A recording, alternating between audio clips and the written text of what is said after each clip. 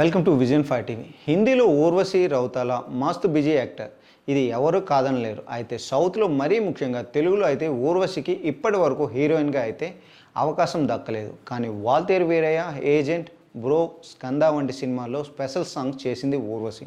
ఇందులో దాదాపు అన్ని పాటలు సూపర్ హిట్ అయ్యాయి.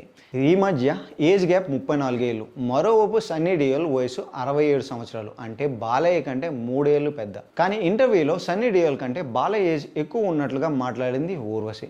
ముఖ్యంగా మెగాస్టార్ పక్కన where is the party boss అంటూ ఓ ఊపు ఊపేసింది ఊర్వశి. కానీ ఇటీవల ఎన్బీకే 109 సినిమాలో హీరోయిన్గా ఛాన్స్ కొట్టేసింది ఈ బ్యూటీ.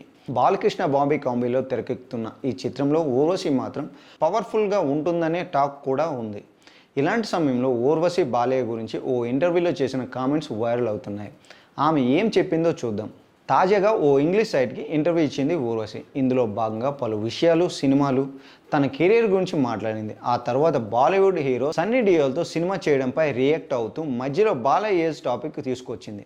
సన్నీ డియోల్కి నాకు మధ్య 38 ఏళ్ళ ఏజ్ గ్యాప్ ఉంది, కానీ నేను ఆయనతో నటించాను. అసలు ఆ ఏజ్ గ్యాప్ ఫ్యాక్టర్ను ఇప్పుడు నేను బ్రేక్ చేస్తున్నాను.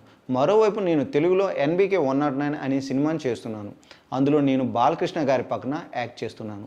మా ఇద్దరి మధ్య ఏజ్ గ్యాప్ ఎంతో నాకు కరెక్ట్గా తెలియదు, కానీ ఇద్దరి ఏజ్ మధ్య వ్యత్యాసం అయితే చాలా ఉంటుంది. అది ఎంతలా అంటే ఆ రేంజ్లో ఏజ్ గ్యాప్ ఉన్న ఇద్దరు ఫెయిర్గా నటించడం భారత సినిమా చరిత్రలో ఇదే తొలిసారి అనుకుంటా అంటూ ఊర్వశి చెప్పుకొచ్చింది. ఈ వీడియో ఇప్పుడు సోషల్ మీడియాలో వైరల్ అవుతుంది. బాలయ్య ఏజ్ గురించి కామెంట్ చేస్తావా అంటూ నందమూరి ఫ్యాన్స్ ఊర్వశిని ట్రోల్ చేస్తున్నారు.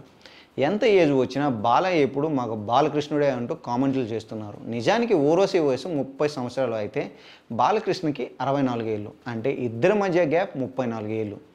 మరోవైపు సన్నీ డియోల్ వయసు 67 సంవత్సరాలు, అంటే బాలయ్య కంటే 3 ఏళ్ళు పెద్దది. కానీ ఇంటర్వ్యూలో సన్నీ డియోల్ కంటే బాలయ్య ఏజ్ ఎక్కువ ఉన్నట్లు మాట్లాడింది ఊర్వశి.